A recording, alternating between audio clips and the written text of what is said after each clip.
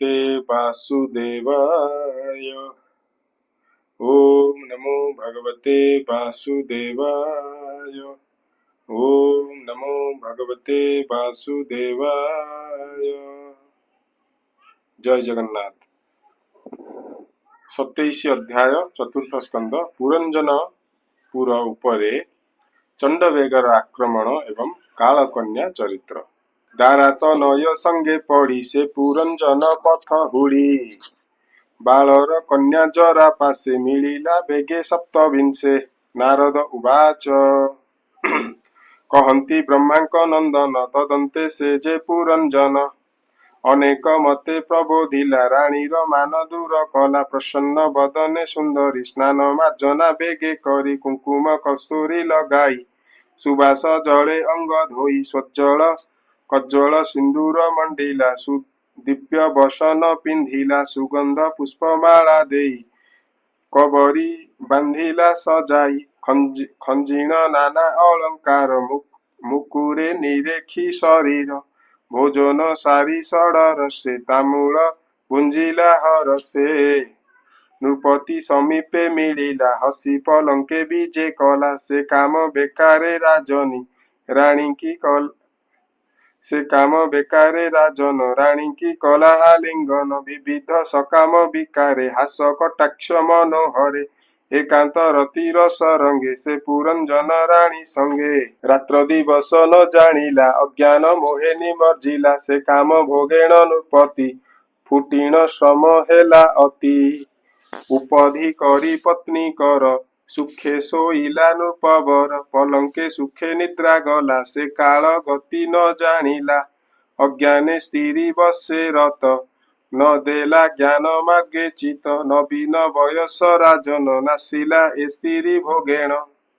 क्षणक प्राय से मणिला ए जुबा काल विनाशिला। भोगान्ते पुरंजन ठारे जन्मिले दुहिता कुमरे। 11 शत जे कुमार जन्म लभिले आद्य तार। 10 उत्तर कन्या शत सुगुण शीले हेले जात। से कन्या पुत्रे विभा देई निश्चिंत हेला नर साई। विभा निर्बंधे निमज्जिला अर्धे आयुष तार गला। पुत्र कन्यांक पुत्र होए पंचाले बसंती से राय। पुत्र कन्यांक पुत्र होए पंचाले बंचंती से राय। ए सर्वे राजार भंडार लुटीण कले से बिहार। विषये ममता बढ़ाई बंदी होइला नर साई। तदंते घोर यज्ञ कला अनेक पशुଙ୍କୁ बधिला। देवता पितृभूतपति से यज्ञ पूजिला नृपति। जे रूपे तुम्भे हे राजन करुछ घोर यज्ञ मान। से रूपे पुरंजन राय अनेक पशु कलाक्षे।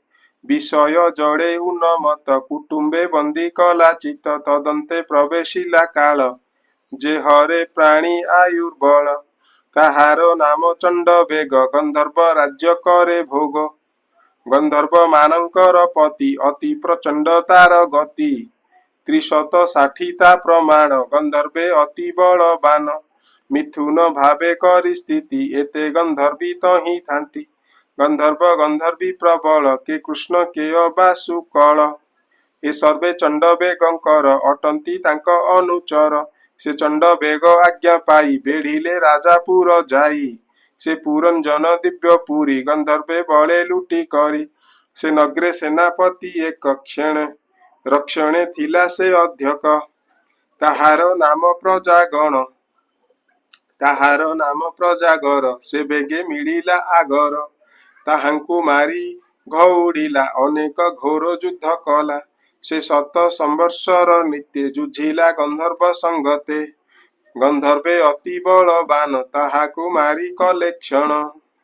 क्षण हुअन्ते प्रजागर घोर चिंताए नृपवर। से पूरा बासी जेते थिले से सर्वे आकुले सोचिले। आने जे न पारंती जाई दुखे रोदंती क्षोभ पाई। से नगरे नृप पुरंजन संगते घेनी प्रजागण। पंचाल देशे नाना दुख जेणु भुंजिला अविवेक।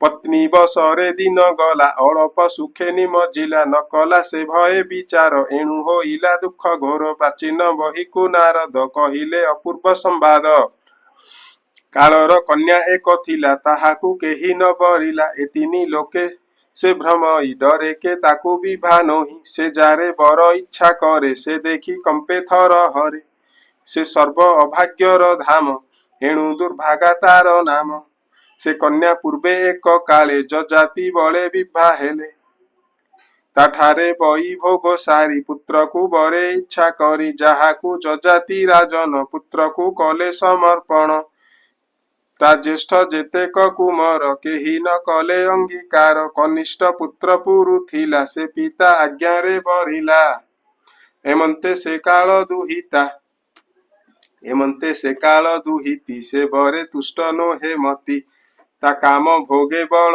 हरि तदंते संसारे बिहरि मुदिने ब्रह्मलोक ठारु ए मही भ्रमणे इच्छारु आसंते कृष्णर से रसी मोते भेटिला दुष्टा आसी जतित्व पण मोर जाने तथापि बरे भ्रम पणे बोइला सुण मुनि बर मो काम दुख परिहर हे मुनि श्रेष्ठ जोगेश्वर मो तुले गृह धर्म कर तुम्भे मोहर निज पति एणु अइली तुम्भ कति पुरुष स्वधर्मटी एहि प्राप्त कन्या न तेजई जाचक कन्या प्रतेजिले से सुख न भलई भले एमंत वाक्य तार शुणी आंभे प्रकोप ताकु भणी बोइलु तु नीच जुवती प्रमाद कूले नहु सती कूल दूषण कर्म तोर न मरी धरिछु शरीर पात्र अपात्र तु न जाणु दूषण कथा केते भणु शुण तु लो मूढ़ अज्ञानी आंभे जे अटु ब्रह्म ज्ञानी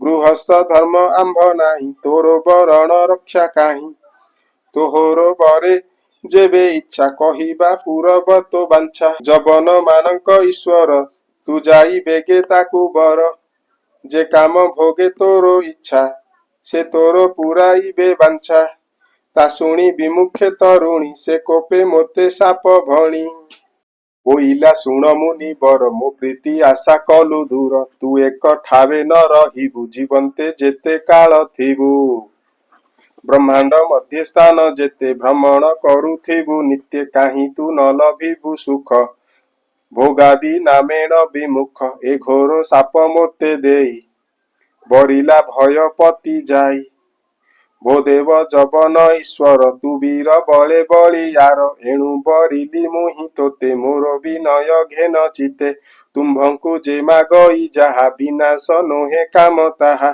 शुण जबन अधिपति एबेनी लोके शिशुमती जे लोक शास्त्रर उकत द्रव्य होइले उपगत जाचक जनेता न देई अथवा देले न घेनई एबेनी शिशु संगे सरी एणु ताहांकु शोक करी तुम्भे दयालु सुरवंत जबन मानक समंत मुकामे तुम्भंकु भजिली लज्जा संकोच उपेक्षिली मो संगे कर बई भोग हर दुसह काम रोग पुरुष स्वधर्मटी एहि दिन जनंकु दया बही मु जन्म कालु काम दुखे तू मोते न तेज विमुखे तार कार्पण्य वाक्य शुणी जबनेश्वर मने गुणी देवंक गुप्त जे रमण एहारे साधिबी प्रमाण एमंत मने विचारिला कन्या को प्रति वाक्य देला शुण गो कालर दुहिती तो समय बरी अछि पति आपणा समाधि जोगरे मु बर बरी अछि तोरे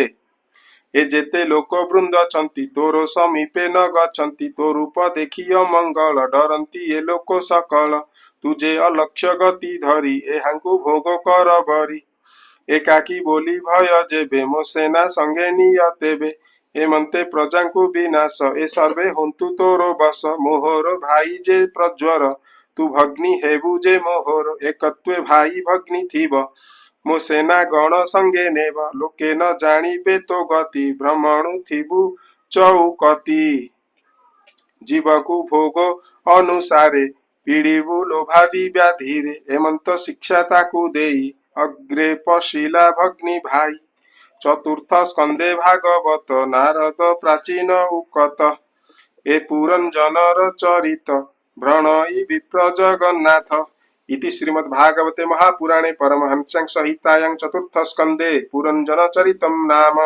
सप्तविंशोऽध्यायः। ग्रंथराज श्रीमद्भागवतम की जय।